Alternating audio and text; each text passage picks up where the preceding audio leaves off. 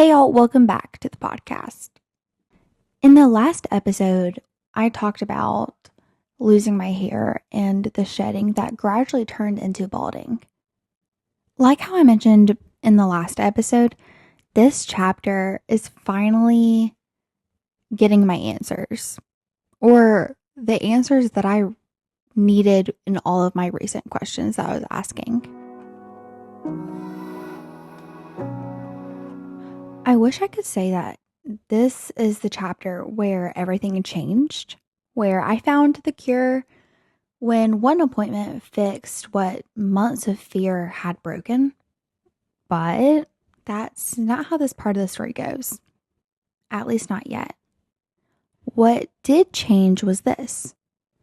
I finally started seeing doctors who took my hair loss seriously, not with quick reassurances or dismissive explanations, but with curiosity and with patience, with a willingness to look deeper than the surface. For the first time in a long time, I didn't feel a rush out of a room. I didn't feel like I was irritating.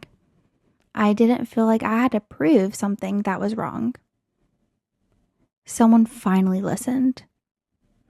They didn't hand me a miracle. They handed me questions. And then they started looking for answers. Blood tests turned into more blood tests. Panels turned into more panels. Labs were ordered that no doctor had ever run for me before. I remembered sitting there, arm kind of sore from being poked, thinking how strange it was that pain finally felt productive. Like, maybe, just maybe, we were getting somewhere.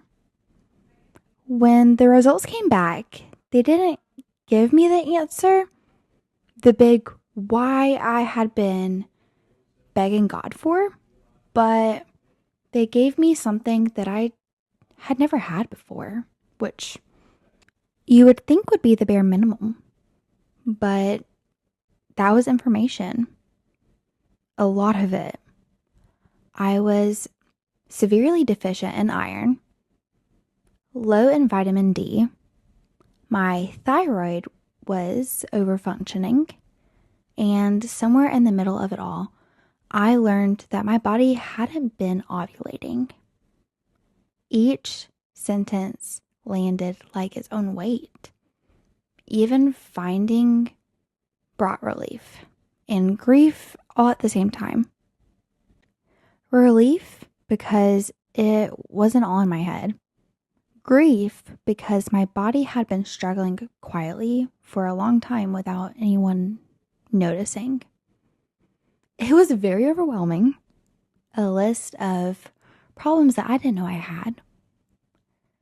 Living inside my body that I had already felt disconnected from. I remember nodding along as the doctor explained numbers and ranges and possibilities. My mind racing to keep up. I wanted to understand it all because I wanted to fix it all. I mean, immediately.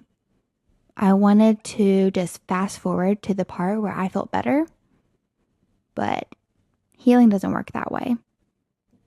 Instead of one clear answer, I was handed a puzzle, pieces of information that didn't fully explain everything, but finally confirmed that something was happening, that my hair loss wasn't random, that my exhaustion wasn't laziness, my body wasn't betraying me without a reason.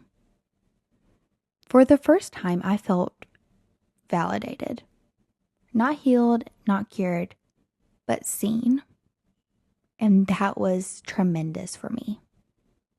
And in that small, scared space of being taken seriously, hope returned. Not loud, not confident, but I think the best way I can describe that is it felt like hope was entering my heart again, but very cautious. It was like a gentle flame, you cup in your hands, afraid that it might go out if you breathe too hard. But God didn't give me the full picture. He did give me the next step. And for a moment, that was enough. As you would expect, along with answers came instructions. And with instructions came loss. Some of the changes were immediate. I mean, they weren't suggestions, but they were necessities. The kind that doesn't leave room for negotiation. One of the biggest that I had to change right away was the way I ate. Drastically. Originally, I was suggested this diet that consisted of no gluten, no dairy, limited carbs, no grain, and I could only have olive, avocado, and coconut oil.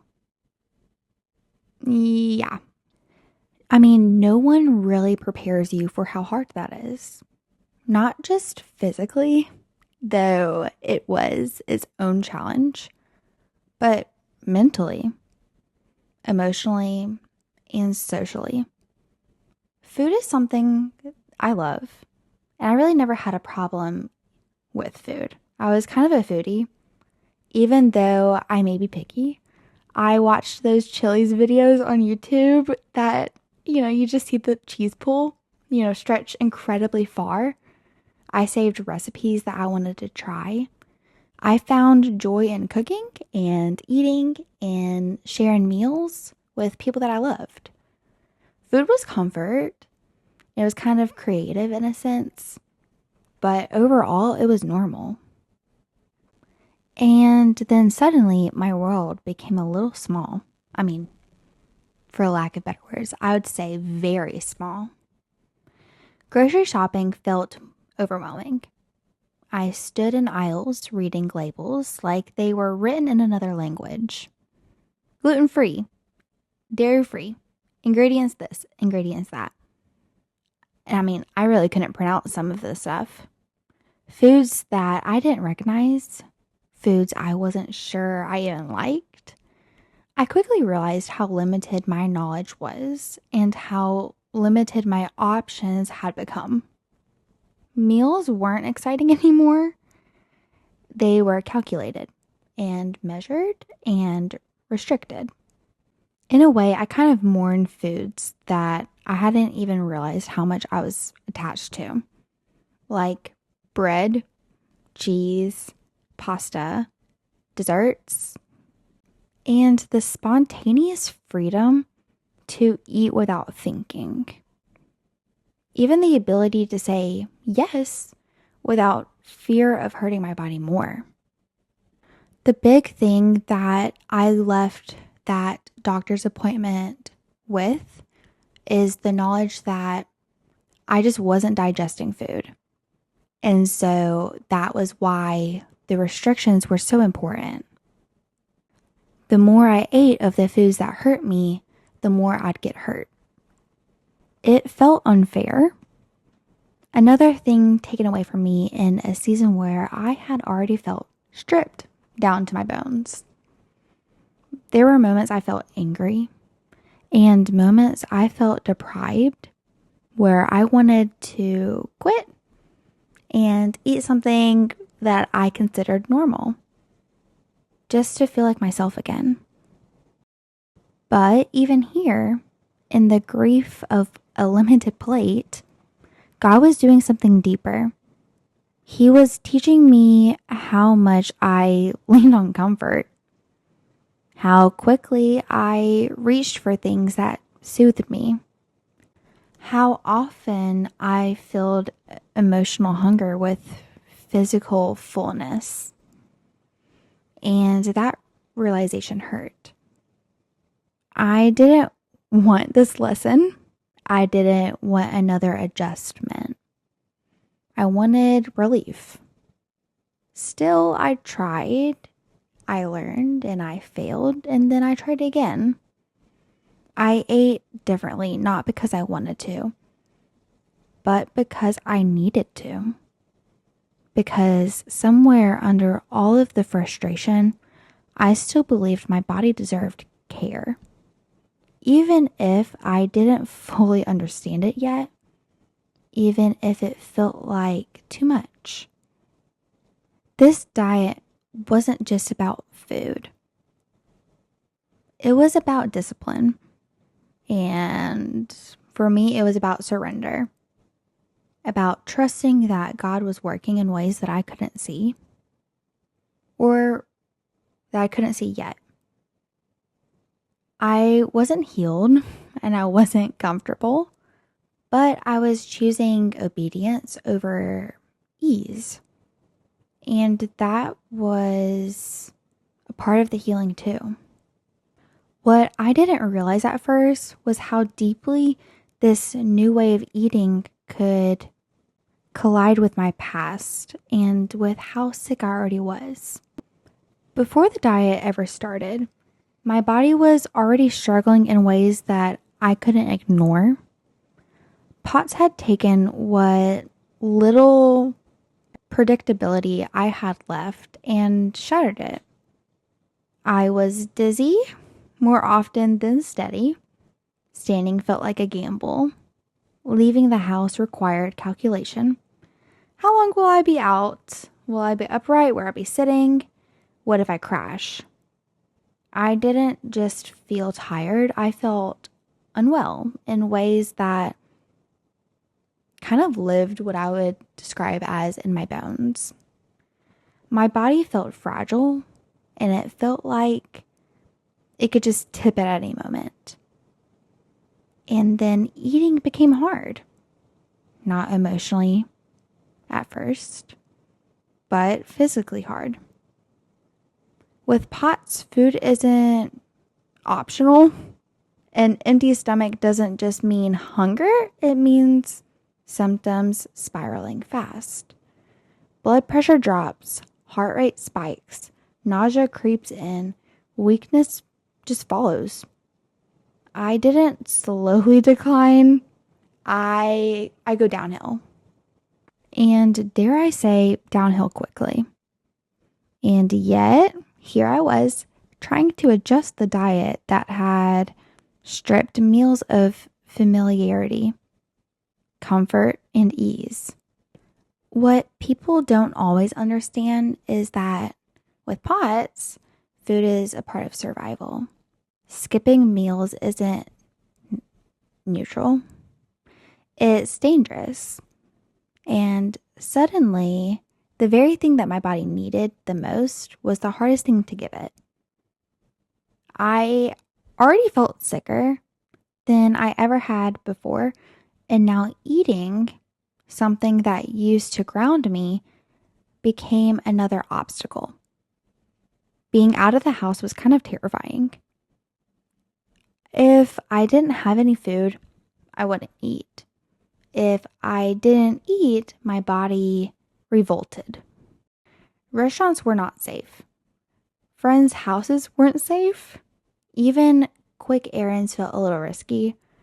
I couldn't just grab something if I felt myself crashing.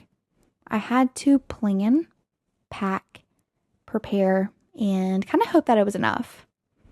And if it wasn't, I paid for it. POTS on an empty stomach is brutal.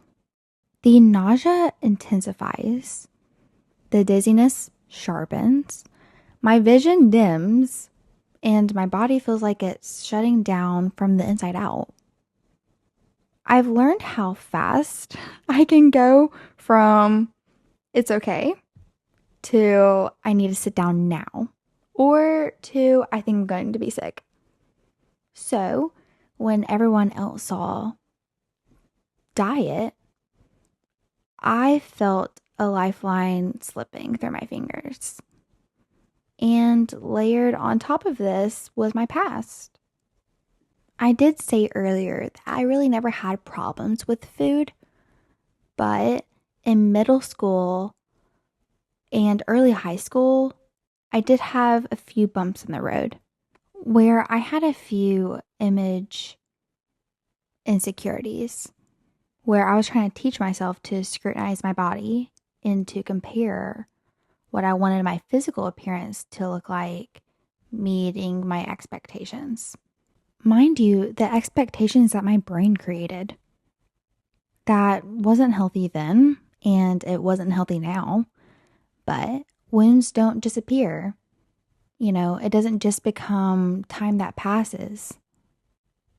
So when the restriction entered my life again, this time labeled as health, old thoughts resurfaced quietly. They didn't scream, they whispered, but they felt way too familiar. Dangerous how reasonable they sounded. Be disciplined, eat clean, and don't complain. You're at least doing what you're supposed to do. But healing doesn't erase history. And at the time, as a 18-year-old girl already fighting sickness, fear, and exhaustion, it was overwhelming to say the least. Overwhelming to carry it all at once. Eating stopped being enjoyable. Eating stopped being comforting, and it stopped being simple. Nothing sounded good. And also, nothing felt safe. Everything felt like effort. And slowly, my appetite faded. Not because I wanted it to, but because my body and mind were overwhelmed. So, when eating feels like a requirement, and a requirement that I was failing at, and so then desire disappears. And then, because life has no sense of timing, I got the stomach bug. The same week I started the diet, the same week my body was already unstable when I was barely keeping up. Throwing up when you already struggle to eat food is defeating in a way that's hard to describe. My body needed fuel, but couldn't keep it down. So my strength drained and my symptoms intensified. And in 1 week, I lost 10 pounds. So 10 pounds in 7 days. I felt fear immediately, but also realization. I knew that pattern.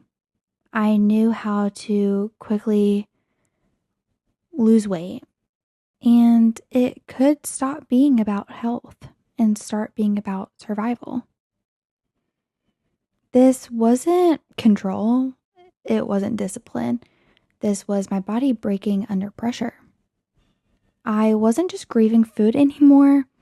I was grieving stability, independence, and the ability to exist without constant calculation. I was exhausted. Exhausted from just adjusting, from learning new rules while already sick, from trying to heal in a body that felt unreliable, from needing food desperately while struggling to consume it. And honestly, I was more angry. Angry that my body needed so much, and angry that healing demanded more effort than I had. Angry that something meant to help me made me feel worse before it could even feel better. But even here, when my body felt like it was failing me, God was present, not in pressure, not in the shrinking myself, but in pretending that I was fine. I mean, this season wasn't calling me to punish my body for being sick.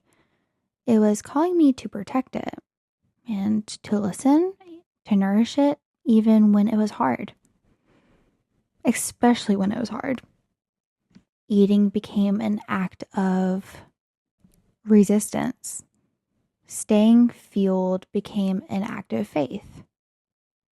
and choosing to care for my body, even imperfectly, became obedience. Healing wasn't about appearance, even though I really would have loved it if my hair grew back quickly. It wasn't about control.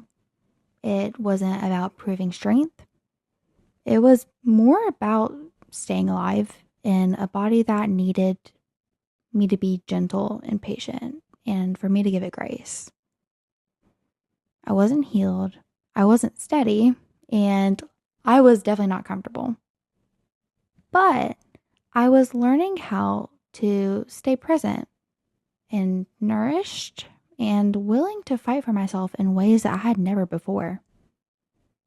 And in a season where my body felt like it was constantly giving out, choosing to stay was the bravest thing I could do. Christmas last year felt like it came quietly. Not the kind of quiet that feels peaceful and cozy, but the kind that settles deep in your chest and stays there.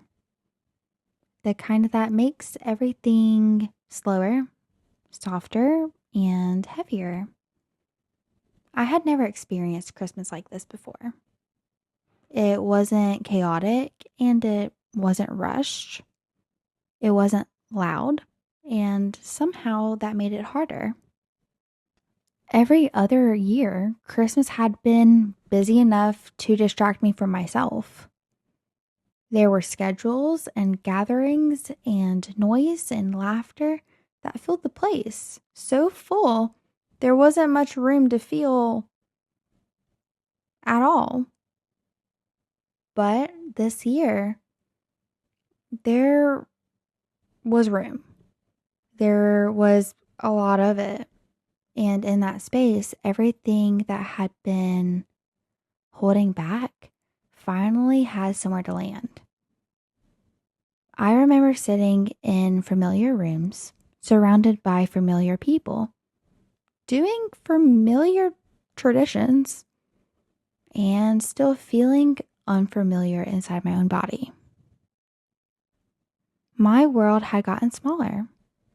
My energy was limited. My symptoms were unpredictable.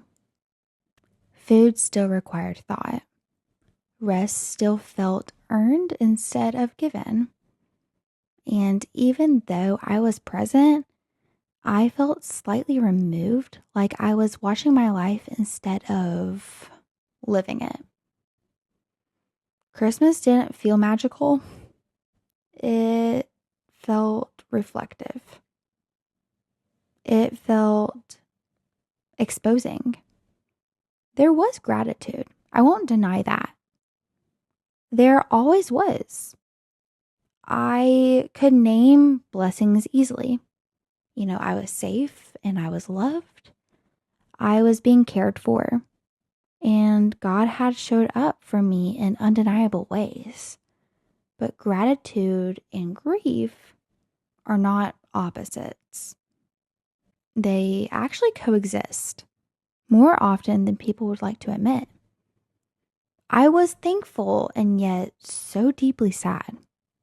Sad in a way that surprised me. I don't miss that a specific moment of myself at Christmas.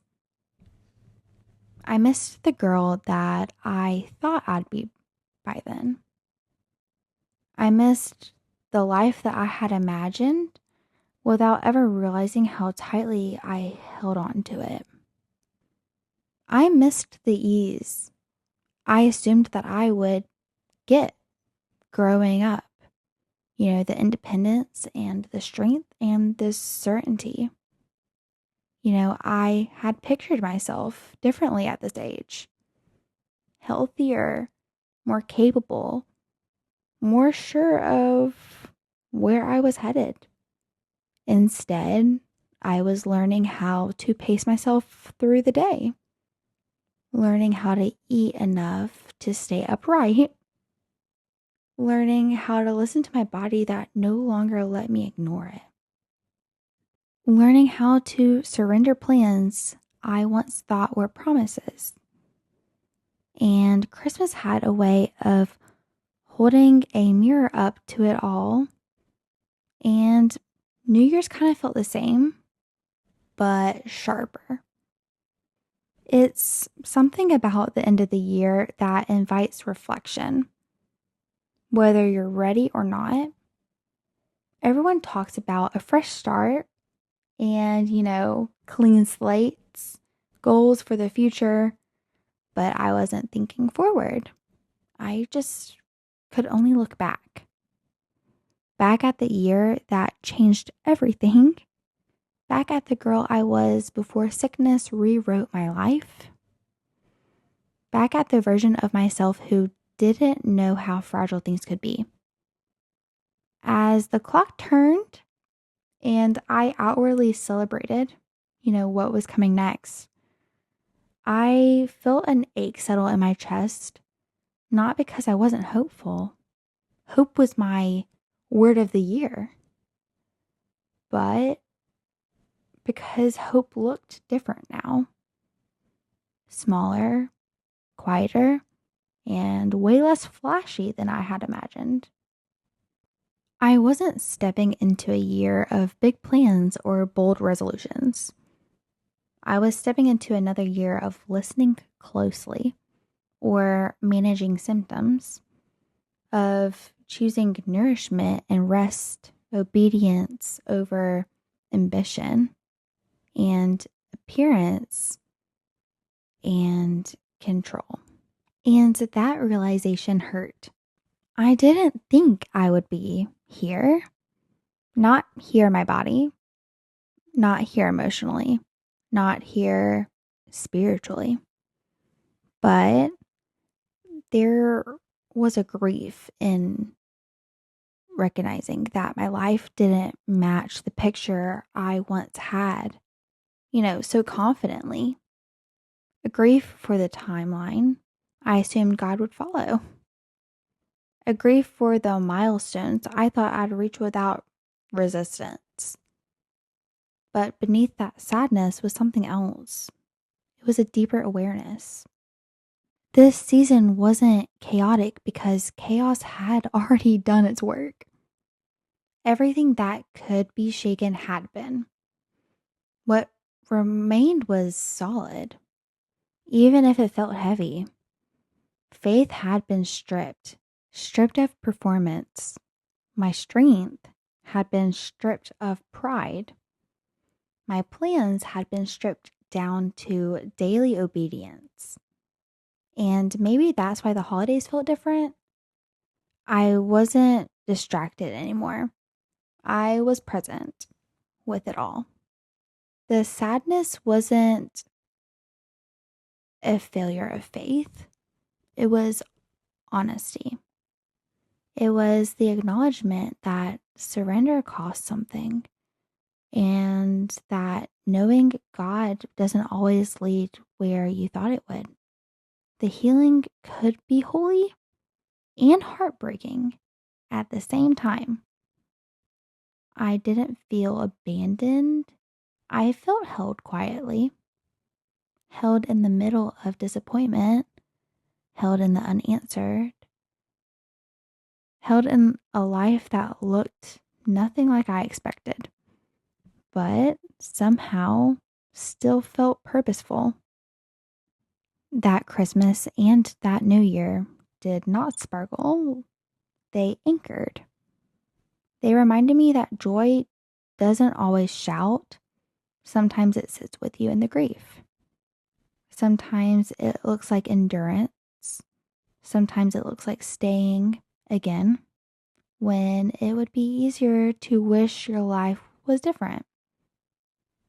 I didn't enter the new year with clarity. I entered with humility. And for the first time, I realized that maybe becoming who I was meant to be would require letting go of who I thought I was supposed to be, even if it hurt. Somewhere along the way, without realizing it, I began to hope again. Not loud, but a kind of naive hope that assures and assumes everything will work out in the way that you want it to. But a quieter hope, one doesn't demand answers, one that just exists even when circumstances stay hard, one that resets instead of strives. My relationship with God changed in this season, not because I walked away, but because I was invited deeper. I learned how to hold on to Him in a different way than I ever had before. Less out of habit, less out of comfort, more out of need, and more out of trust. What I've come to realize is that before everything unraveled, I had grown comfortable with life. And I mean everything. The people who were always there, the health I assumed would return, the food I relied on, my strength in my body, the way I looked, the ease of confidence, and the quiet confidence that even when I shifted, I would still have this. I didn't think of it as dependence, but it was. When something hard came my way, I had cushions to land on, familiar comforts to soften the blow. Even in seasons of struggle, there were things I could cling to that reminded me that I was okay, that I was capable, that I was still in control. And I don't think those things were bad.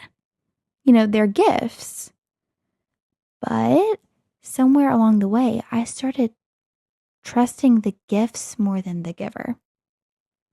When life became uncomfortable, when my body failed me, when food became complicated, when my strength disappeared, when my appearance changed, when my independence was stripped away, I did not just lose ease.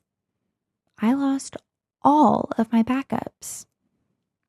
The things I had always used to reassure myself were suddenly unreliable. And without realizing it, God revealed something in me I hadn't wanted to see. I wasn't fully relying on Him for strength and for my steadfastness. I was relying on what He had provided around me. So I ran to God, but also ran to food. I prayed, but I also leaned on my body's abilities.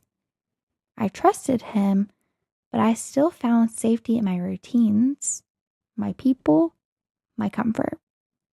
And when those things were taken, I felt exposed, not punished, not abandoned, exposed. Because for the first time, I had nowhere else to land. I believe now that that season wasn't God taking things from me. It was Him gently showing me what I had been holding on to instead of Him. I don't think to shame me. I don't think to break me. But honestly, I think to free me. I had been surviving on what I would say partial faith. Faith with safety nets.